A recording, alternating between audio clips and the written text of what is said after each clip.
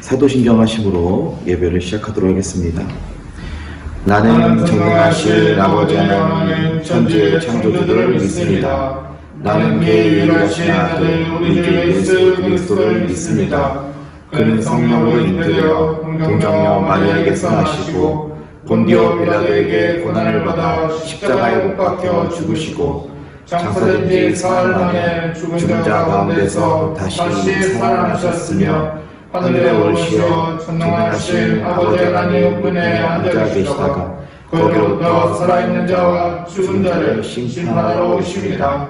나는 성령을 믿으며 거룩한 공교회와 성도의 교제와 죄를 용서받는 것과 몸의 부활과 영생을 믿습니다. 아멘.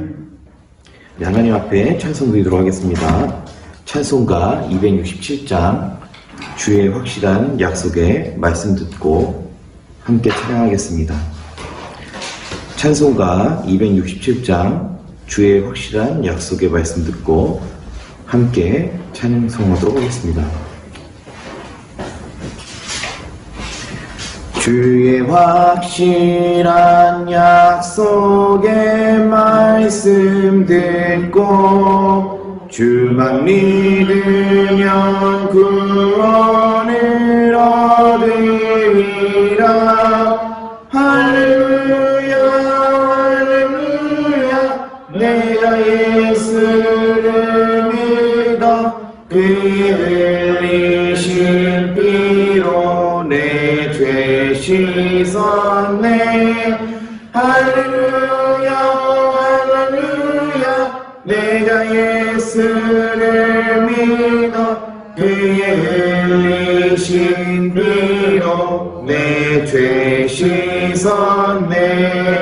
나의 갈 길이 험하고 위험하나 항상 예수의 도우심 믿고 가네. 할렐루야 할렐루야 내가 예수를 믿어 그의 흘리신 피로 내 죄 씻었네. 할렐루야 할렐루야 내가 예수를 믿어 그의 흘리신 피로 내 죄 씻었네. 주의 보좌에 천사들 둘러서서 우리 구주를 높이며 찬양하네. 할렐루야 할렐루야 내가 예수를 믿어 그의 흘리신 피로 내 죄 씻었네. 할렐루야 할렐루야 내가 예수를 믿어 그의 흘리신 피로 내 죄 씻었네. 예언자들과 왕들도 반열대로 황금 길 따라 나와 찬송하네. 할렐루야 할렐루야 내가 예수를 믿어 그의 흘리신 피로 내 죄 씻었네. 할렐루야 할렐루야 내가 예수를 믿어 그의 흘리신 피로 내 죄 씻었네. 우리 모두 다 그 반열 뒤따르며 함께 즐거운 찬송을 부르리라. 할렐루야 할렐루야 내가 예수를 믿어 그의 흘리신 피로 내 죄 씻었네. 할렐루야 할렐루야 내가 예수를 믿어 그의 흘리신 이로 내 죄 씻었네. 아멘. 오늘 주님 주신 말씀은 열왕기상 17장 1절에서 9절까지의 말씀입니다. 구약성경 545면에 있는 열왕기상 17장 1절에서 9절까지의 말씀입니다. 네, 함께 한 목소리로 합독하도록 하겠습니다. 길르앗에 우거하는 자 중에 디셉 사람 엘리야가 아합에게 말하되 내가 섬기는 이스라엘의 하나님 여호와께서 살아계심을 두고 맹세하노니 내 말이 없으면 수년 동안 비도 이슬도 있지 아니하리라 하니라. 여호와의 말씀이 엘리야에게 임하여 이르시되 너는 여기서 떠나 동쪽으로 가서 요단 앞 그리 시냇가에 숨고 그 시냇물을 마시라. 내가 까마귀들에게 명령하여 거기서 너를 먹이게 하리라.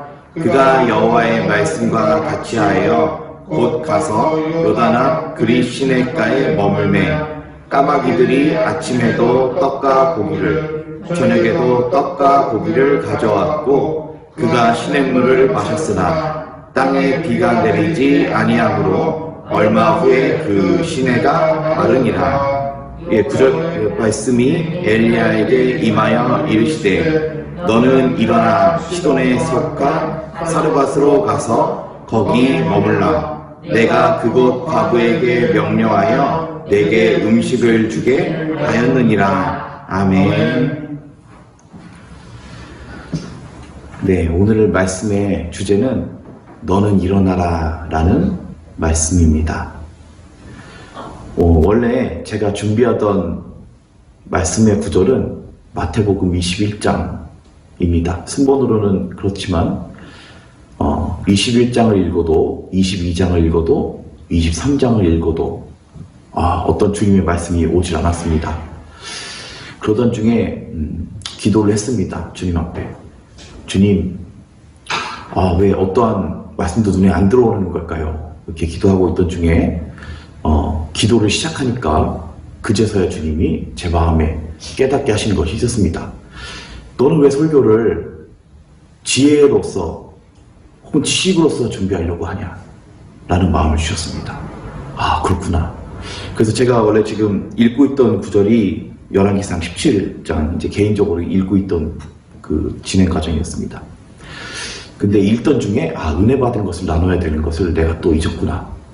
주님이 나에게 은혜를 주신 것을 성도분들과 나눠야 되는데 내가 이 설교를 어느 순간부터 때우기용으로 하고 있지는 않은가.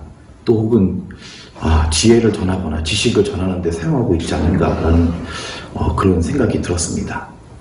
그래서 오늘 엘리야에 대해서 이야기 나누고자 합니다. 앞서 말씀드린 것과 같이 저희가 예수님을 따르는 데 있어서 최고의 가치는 무엇입니까? 똑똑해지려고 하는 것도 아니고 혹은 어떤 지혜를 더 알고자 하는 것도 아니고 혹은 돈이 많은 부자가 되고자 하는 것도 아닙니다. 이 성경이 가리키는 예수님과 함께 하고 싶어서입니다. 이 땅을 살면서 저희가 혼자 살아가는 것이 아니라 외롭고 괴로울 때가 있지만 어떤 사람도 위로해주지 않을 때가 있습니다. 그런 어두운 밤중이라도 무릎을 꿇고 주님 앞에 앉고 조용히 말씀을 펴고 주님 앞에 읽어나가며 기도하면 그 시간에 주님께서 언제나 함께하여 주심을 우리가 압니다. 그 귀한 은혜가 기도하는 우리 성도분들에게 항상 계십니다. 이 열왕기상을 읽어나가면서 악한 왕, 착한 왕이 등장합니다. 간략하게 설명합니다. 이 사람의 남은 사적과 역사는 거기에 기록되지 않았느냐 하면서 이렇게 이 사람은 악한 왕이었다, 이 사람은 선한 왕이었다 라고 설명하는 중에 오늘 본문에 등장하는 엘리야가 등장하는데 엘리야가 활동을 시작할 당시에 잘 아시다시피 이종호 목사님이 잘 말씀해 주셨다시피 아합 왕이 그 시대의 왕이었습니다. 북이스라엘의 왕이었습니다. 근데 북이스라엘의 아합의 왕의 아합인 아버지 오므리도 또한 악한 왕이었습니다. 아버지도 악한 왕, 그 악한 왕 밑에 낳은 아합도 권세는 가졌지만 하나님께서 평가하시기에 악한 왕이었습니다. 우리가 신부로서 예수님을 신랑으로 취하고 있습니다. 하나님을 배우자와 같이 이렇게 섬기고 있습니다. 그런데 이 아합 왕은 많은 부와 권세는 가졌지만 하나님의 마음을 늘 아프게 하는 자였습니다. 하나님이 엘리야를 보내서 여러 기적도 보여주시고 이스라엘의 왕이기 때문에 그 종교적 더러움에서 돌이키게 하려고 여러 번 도와주셨습니다. 전쟁에서도 이기게 하셨고 또 그 여러 번의 죄악 속에서도 바로 멸하지 않으시고 남겨두셨는데 이와 같이 마음을 돌이키게 하시는 그 하나님의 원함이 있음에도 불구하고 죄를 저질렀습니다. 그런데 오늘 등장하는 엘리야는 달랐습니다. 오늘 본문의 말씀 2절을 함께 읽어보도록 하겠습니다. 여호와의 말씀이 엘리야에게 임하여 이르시되 아멘. 저는 이게 너무 귀하다고 생각합니다. 사람이 다 똑같이 이렇게 살아가지만 그 죄악의 길로 가는 사람들에게는 하나님의 말씀이 임하지 않습니다. 경고로서 임할 수 있습니다. 경고로서 다른 선지자가 등장해서 너 이렇게 살면 안 됩니다. 왕이 망할 것입니다. 경고하면 받을 수 있지만 주님의 마음을 기쁘게 하는 그 성도들에게는 하나님의 말씀이 임합니다. 여호와의 말씀이 임합니다. 선지자였던 엘리야, 유명한 인물입니다. 그런데 처음 사역을 시작할 때의 말씀이 열왕기상 17장인데 하나님의 말씀이 임하고 나서 이제 엘리야가 그 가뭄에 대해서 이야기합니다. 3절, 4절 함께 읽어보도록 하겠습니다. 너는 여기서 떠나 동쪽으로 가서 요단 앞 그리 시냇가에 숨고 그 시냇물을 마시라. 내가 까마귀들에게 명령하여 거기서 너를 먹이게 하리라. 아멘. 이 말씀이 저한테 굉장히 큰 은혜가 되었습니다. 그 선지자 엘리야라고 하는 인물이 하나님의 섬김에 있어서 그냥 신앙생활하는 것이 아니라 하나님의 말씀이 직접적으로 임하고 그 가뭄이 내리던 그 모든 환난 가운데서 하나님이 야 엘리야야 너 저리 가라 라고 하는 그 말씀이 엘리야에게 임했기 때문입니다. 그 가뭄 가운데에서 요단 앞 그리 시냇가에 너 숨어라, 거기 숨어라 라고 이야기합니다.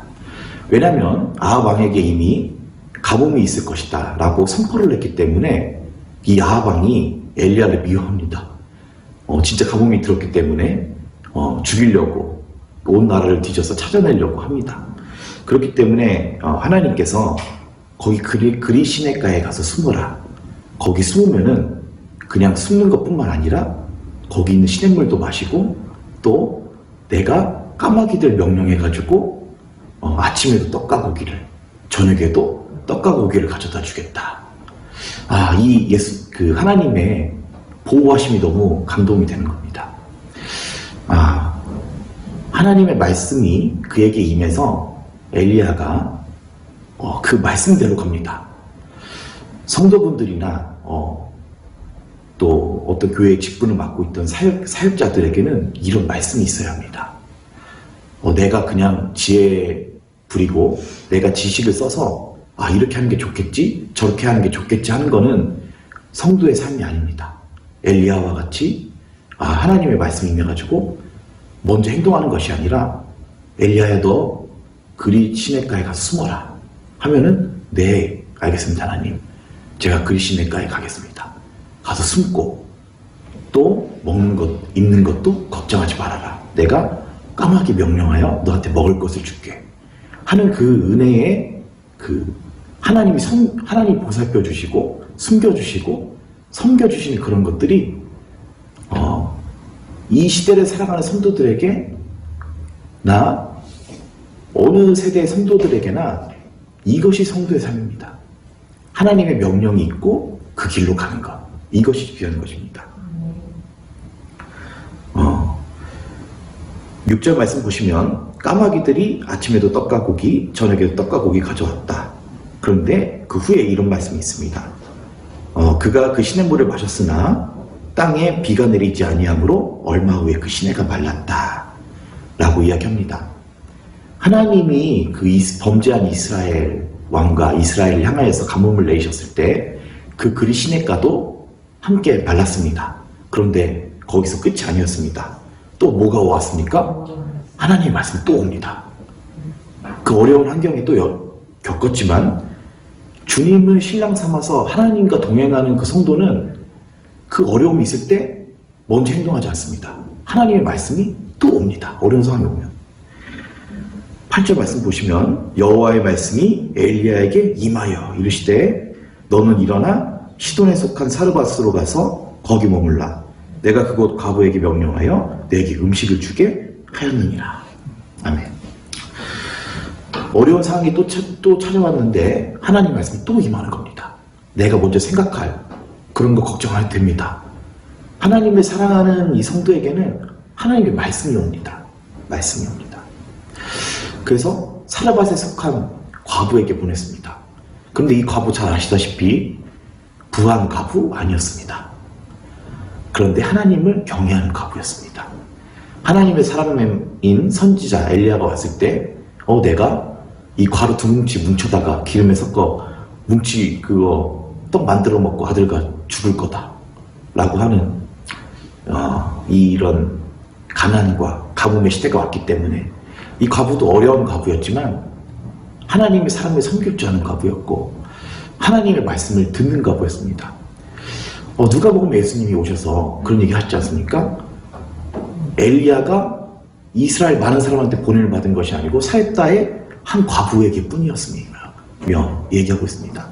하나님이 그 시대에 많은 사람에게 선지자를 보낸 거 아니었습니다. 사렙다의 한 과부에게 뿐이었으며 라고 예수님이 말씀하십니다. 하나님의 마음이 이 사렙다의 과부, 시돈에 속한 이 과부에게 보냄을 받았다고 이야기합니다. 이에 마찬가지로 또 이 과부와 함께 그 갇힌 집에 살면서 아들이 또 죽는 경험도 하고 아들이 또 엘리야의 또 하나님과 함께 하신 그 능력으로 인해 아들이 또 살아나는, 하나님 이 아들의 혼이 돌아오게 해주세요 해가지고 또 이 죽었던 아들이 또 살아나는 이 경험도 하게 됩니다.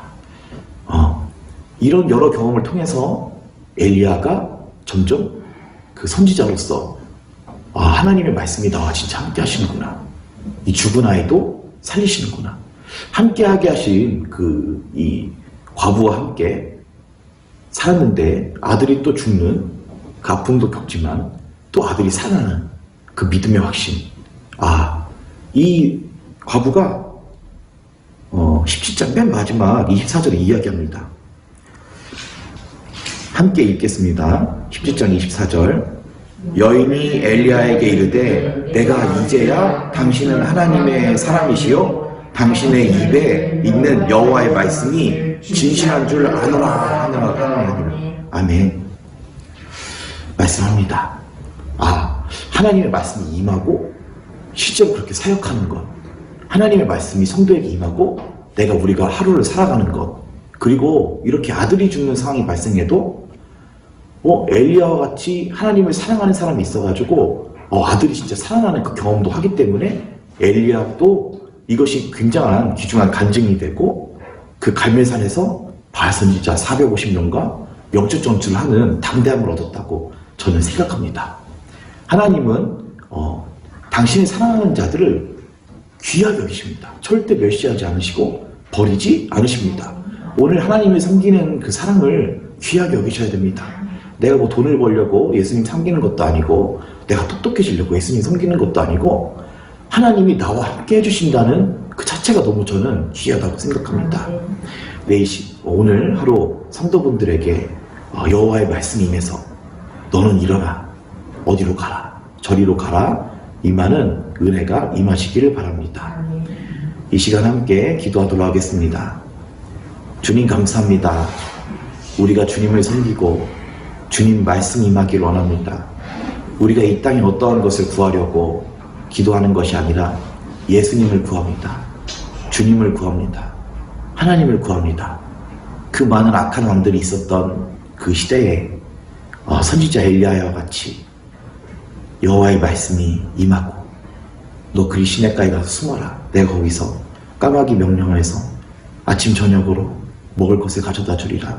또 시냇물이 마르면 너 일어나 사렙다의 그 과부에게로 가라. 시돈에 속한 그 과부에게로 가라. 그 말씀하는 은혜가 저희의 심령에 있기를 원합니다. 주님, 저희가 그리 시냇가에 숨습니다. 거기서 주님 명령하신 곳에서 숨고 주님 명령하신 시냇물을 마시고 주님 명령하신 것을 먹고 하는 은혜가 있기를 원합니다. 이 땅에 귀한 음식이 내게 맛있는 건 아닙니다. 주님이 마시라 한 것이 내게 참 갈증의 해소가 되는 것이고 주님이 먹으라 하신 것이 참 나에게 양식이 됩니다. 이와 같이 주의 말씀 먹기를 원합니다. 하나님의 말씀이 살아있는 만나와 같이 우리의 심령에 임하여 주시옵소서. 예수님 이름으로 감사하며 기도합니다. 아멘.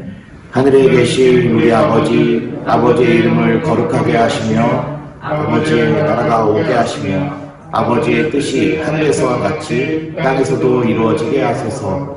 오늘 우리에게 일용할 양식을 주시고 우리가 우리에게 잘못한 사람을 용서하여 준 것 같이 우리 죄를 용서하여 주시고 우리를 시험에 빠지지 않게 하시고 악에서 구하소서. 나라와 권능과 영광이 영원히 아버지의 것입니다. 아멘.